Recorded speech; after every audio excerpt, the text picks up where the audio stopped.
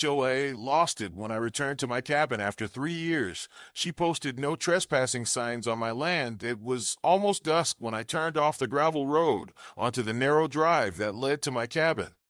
The air smelled like pine and rain.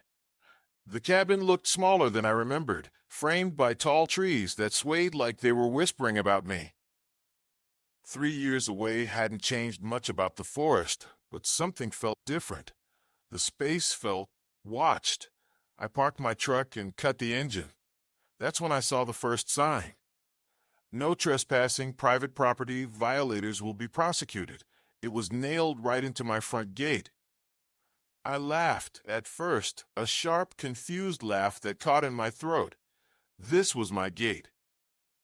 I built it with my dad the summer before he passed. The hinges were rusted, the posts were mine, the land was mine, every inch of the 5 acres I bought 10 years ago. But someone had taken ownership, at least in spirit. A small white logo in the bottom corner of the sign read, Pine Hollow Estates HOA. The blood rushed in my ears. There had never been an HOA here. Not when I bought it. Not when I left. I stepped out of the truck, boots sinking slightly in the damp dirt, and walked up to the gate. A chain hung across it now, padlocked. Beyond the gate, the grass had been cut short, unnaturally uniform for a forest property. Someone had been maintaining it, not me. I turned and scanned the road. Across from my property was a new house, a sprawling, modern farmhouse with fresh paint, 2 SUVs in the driveway, and a flag that read Pine Hollow Estates Residents Association, the kind of place that smelled like fresh cookies and control. And then, as if summoned by my thoughts, she appeared. A woman in her late 50s, blonde hair stiff with hairspray, walking briskly toward me, clutching a clipboard. Her lips pursed when she saw me, as though she was already annoyed. "Excuse me," she called out, voice sharp but practiced. "Can I help you?" I raised an eyebrow. "This is my property," I said. "Or at least it was, last I checked." Her eyes narrowed. "Oh, you must be Mr. Callahan," she said, flipping through her clipboard like she was checking a file. "We've been expecting you." "Expecting me?" "Yes," she said with a tight smile. "You're the absentee owner of Lot 47. The HOA board has had numerous issues with that parcel. We actually had to take certain protective measures while you were away." "Protective measures?" I repeated. She gestured toward the gate. "Vandalism, trespassing, illegal dumping," she rattled off. We couldn't just let the property sit unmonitored, so the HOA took temporary stewardship until we could locate the owner. "Temporary stewardship?" I said, incredulous. "That's one way to say trespassing." Her smile froze. "Excuse me?" "You chained my gate. You put signs on my land. You mowed my field without permission." "That's trespassing, ma'am." She stiffened, clearly not used to being challenged. "Sir," she said, lowering her voice, "this community has certain standards. You abandoned this property for years. It was unsightly, unsafe. We had to take initiative." I stepped closer. "This isn't a community," I said quietly. "It's 5 acres of forest with my cabin in the middle. You can't just declare it part of your HOA." Her lips tightened. "Actually," she said, tapping her clipboard, "Pine Hollow Estates expanded its jurisdiction 2 years ago by a unanimous board vote." "You can't vote to own land you don't own," I said. "Well," she replied, tilting her head, "we'll see what the county records say." "Until then, you're in violation for accessing restricted property." She actually pointed at the sign again, as if that settled everything. I stared at her, speechless. "Are you serious?" "Completely," she said. "Now, if you could please vacate, I'll contact the board to schedule a compliance meeting." I felt my jaw tighten. "I'm not going anywhere," I said. Her eyes flicked to my truck, then back to me. For a second, her composure cracked. "You don't want to make this harder than it has to be," she said. I smiled. "Trust me," I said. "It's already hard enough watching someone nail garbage signs into my trees." She gasped slightly, as if I'd sworn in church. Without another word, she spun on her heel and stormed off toward her house. I could see her phone already out, thumb jabbing at the screen. Within minutes, another SUV rolled up, a black one this time, with a decal reading HOA security. Two men in matching polos stepped out, sunglasses and all. It would have been funny if it wasn't happening on my own land. The next morning, I came back with my property deed printed and notarized with my name clearly visible. I'd spent the night in a motel 20 minutes away, too angry to sleep. When I arrived, the signs were still there, but there was something new. A pink slip tucked under the chain. Notice of violation, unauthorized vehicle, lot maintenance. Neglect, non-compliance with HOA landscaping standards. Asterisk, the fine listed was $4.50. I laughed out loud. Then I walked to the gate, pulled a crowbar from my truck, and snapped the lock open with one swing. The metal clanged against the dirt. From across the road, a curtain twitched. I could feel eyes on me again. I pushed the gate open, the wood groaning like it hadn't been moved in years, and stepped inside. My cabin stood where I left it, weathered but strong. The roof needed patching, and the porch sagged slightly, but it was mine. Every nail, every board. I walked up the steps, keys still on my ring, and unlocked the door. Inside, the air was stale but familiar. My old fishing rods leaned against the wall, and a half-finished jigsaw puzzle still sat on the table by the window. Dust motes floated in the sunlight. It felt like I'd never left. Then, outside, I heard a car door slam. Voices. "He broke the lock," someone shouted. A moment later, the blonde woman, her name tag now visible as Carol Thompson, HOA president, appeared at the edge of the porch, flanked by two of the security guys. "Sir, you are in violation of multiple HOA bylaws," she said, reading off her clipboard again. "You cannot enter restricted property without authorization." "I told you yesterday," I said, holding up the deed. "This is my land. Look." She squinted but didn't reach for it. "We'll need to verify that with the board," she said. "You don't need to verify anything. You need to get off my porch." Her face turned pink. "This kind of hostility is exactly why we have guidelines," she snapped. "Now, if you continue to refuse compliance, we'll have no choice but to escalate." "To who?" I asked. "To the sheriff," she said smugly. I smiled again, slow and deliberate. "Perfect," I said. "Let's call him. I'll show him the same deed I just showed you." Her confidence faltered just slightly, a flicker of uncertainty. "That won't be necessary," she muttered, retreating a step. "We'll handle this internally." "You do that," I said, stepping back into my cabin. "But next time you come here without permission, I'll consider it trespassing, HOA or not." She stood there for a moment, clutching her clipboard like a shield. Then she turned and marched away, muttering something about inconsiderate owners. I watched her leave, then looked around my cabin again. Something inside me settled. That stubborn mix of ownership and peace I hadn't felt in years.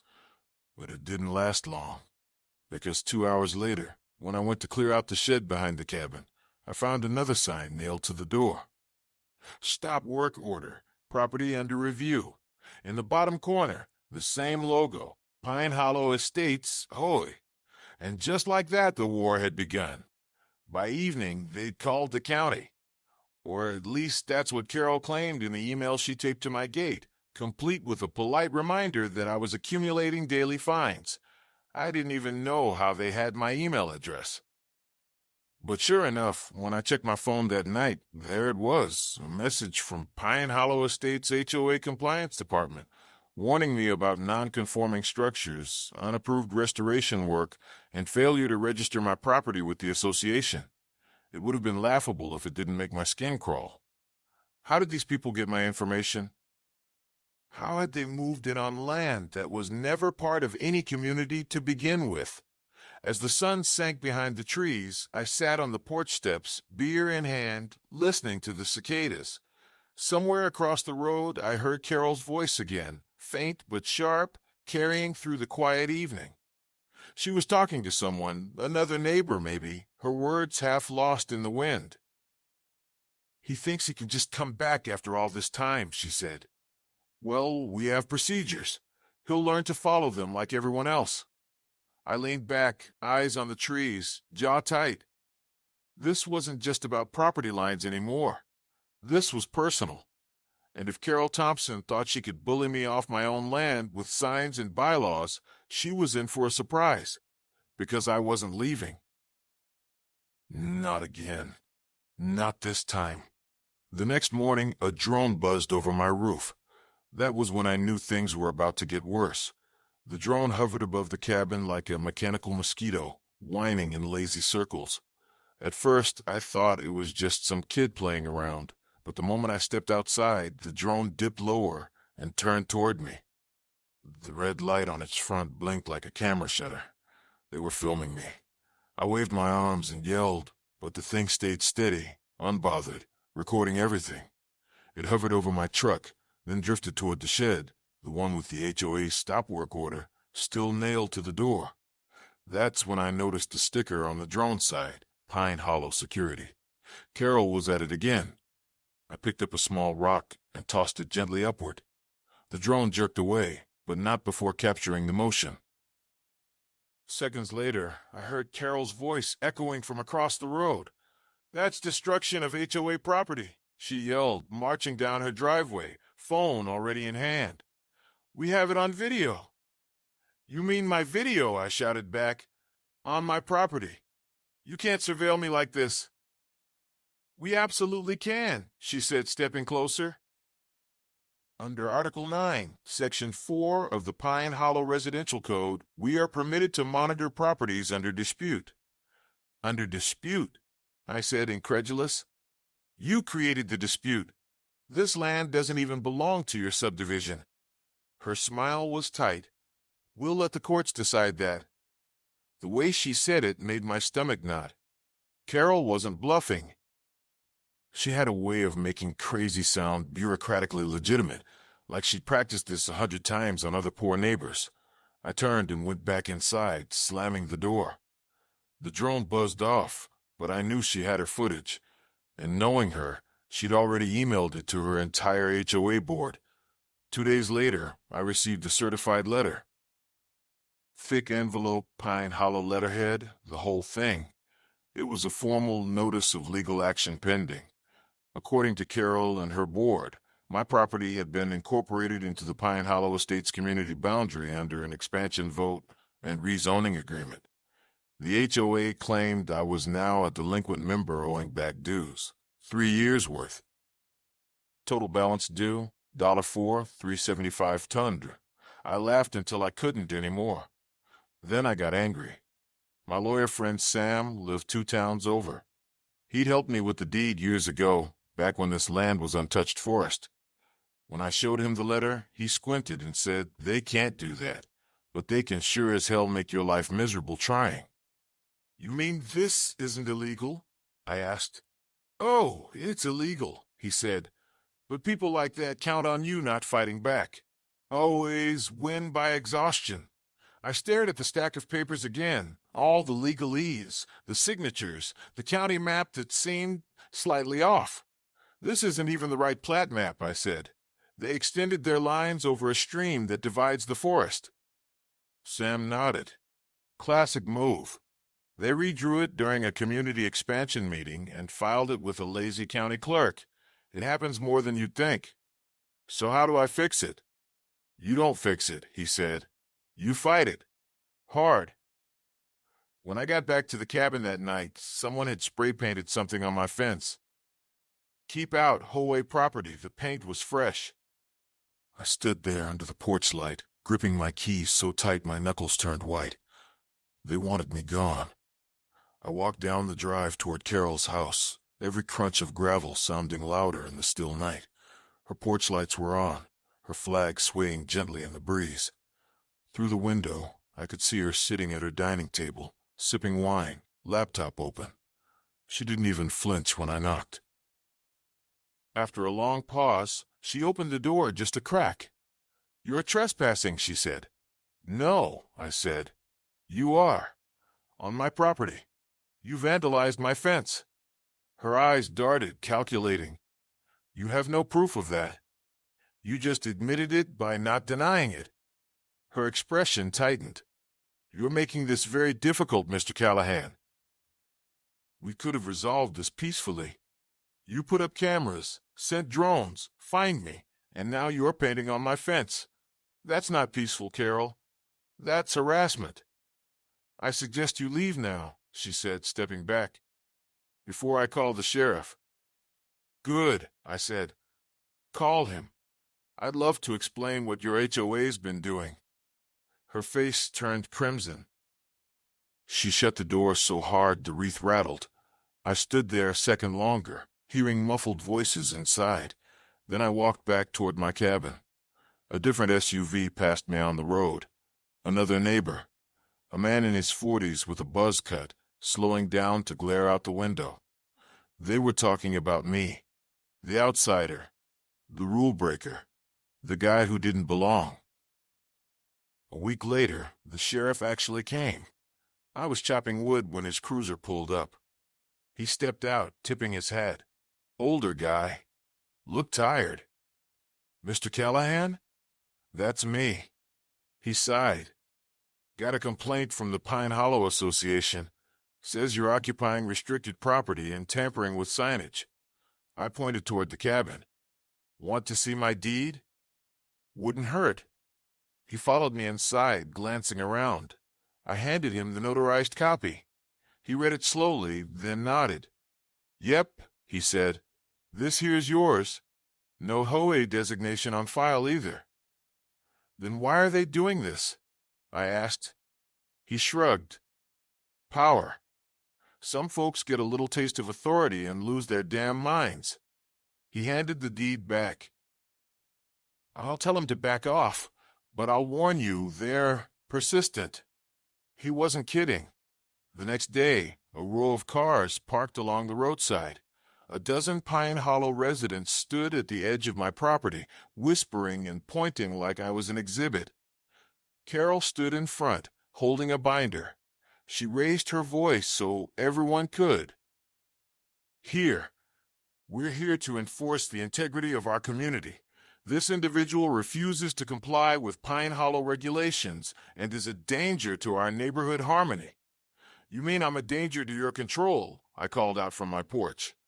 A murmur rippled through the group. One man yelled, You should move. We bought here for peace and order, not whatever this is. You bought across the street from Forest Land, I said. That doesn't make it yours. Carol shot me a smile that didn't reach her eyes. We'll see what the courts decide, she said again, turning to her group. Meeting adjourned. They dispersed, but not before several took photos of my cabin. That night, I started my own plan. If Carol wanted a paper war, I could fight one too. Sam helped me draft a cease and desist letter citing harassment, defamation, and property interference. He also filed a report with the county zoning board to challenge Pine Hollow's boundary map. While he worked the legal side, I handled the neighborhood. I set up my own trail cameras, real ones, not drones, and caught footage of HOA members stepping onto my land to inspect things. I printed the images and mailed copies to every address listed under Pine Hollow's public directory. No threats, no ranting, just proof. By the end of the week, half of them had stopped waving to Carol during her morning walks. She noticed. The next day, she drove by my gate, slowed down, and rolled her window down just enough to hiss, You're making enemies you can't handle. I smiled. Good thing I'm not scared of neighbors. She sped off. 2 weeks later, the county assessor came by, a quiet woman in glasses, clipboard in hand. She was polite, professional. We're here to confirm property lines following a rezoning dispute, she said. I showed her the original boundary markers, the old survey stakes still embedded in the soil, faded but visible. She nodded, checked her map, frowned, and said, They redrew this wrong. The HOA expansion crossed into 2 privately owned lots, yours and another about a mile down. Can you fix it? I asked. Officially? Yes, she said, but it'll take time. Weeks, maybe months. Carol must have seen the assessor's car because she appeared halfway through the inspection, wearing her HOA polo and an expression of pure panic. "Excuse me," she said. "You can't just make decisions without board consultation." The assessor looked up, unimpressed. "Ma'am, I work for the county, not your board." Carol froze, lips twitching. She mumbled something and walked off, pretending to take a phone call. When the assessor left, she gave me a quiet nod. "You were right, Mr. Callahan. Don't back down." That night, I felt hope for the first time in weeks, until I woke up at 2 a.m. to the sound of tires crunching on my driveway. Headlights washed over my cabin walls. I peeked through the blinds. It was Carol's SUV. She got out quietly, wearing a jacket over her pajamas, holding something in her hands, a stack of papers, maybe flyers. She walked to my gate, ripped off my private property sign, and nailed a new one in its place. When she turned, I caught a glimpse of the words under my porch light. Notice of foreclosure proceedings. My stomach dropped. I stepped outside. The porch creaked. "Carol." I barked. She froze, hammer midair. For a second, neither of us moved. Then she smiled, slow, venomous. "You brought this on yourself," she whispered. I took a step forward, fists clenched. "You're trespassing again." She didn't move. "You think you can win," she said, "but you don't understand how these things work. The board listens to me. The county listens to us. You're just one man in the woods." "Then you better hope the woods don't talk back," I said quietly. For the first time, she hesitated. Then she dropped the hammer, turned, and got back in her car. The tires spun gravel as she sped away. I walked up to the gate, ripped down her new notice, and threw it into the fire pit. The flames swallowed the paper whole, but as the smoke rose, I realized something. Carol wasn't just fighting for power. She was fighting to keep something hidden, and I had a feeling I was getting close to finding out what. The next morning, I checked the county website for Pine Hollow filings. There, buried in the minutes of an HOA board meeting from 2 years ago, was a single line that made my blood run cold. Motion passed to extend community boundary to include Lot 47 in exchange for development grant funding. They didn't just steal land. They got paid for it. And if I proved the HOA had illegally claimed property for profit, I wouldn't just be winning a petty neighbor war. I'd be taking down their entire operation. That night, I loaded my truck and drove quietly past Carol's dark house. I wasn't leaving for good. I was heading to the county courthouse to get every record, every signature, every dirty little deal they thought no one would notice. The forest would still be there when I came back, and so would Carol. But next time, I wouldn't just be the man who owned the land. I'd be the man who proved the truth. And that, I knew, was something Carol Thompson couldn't control.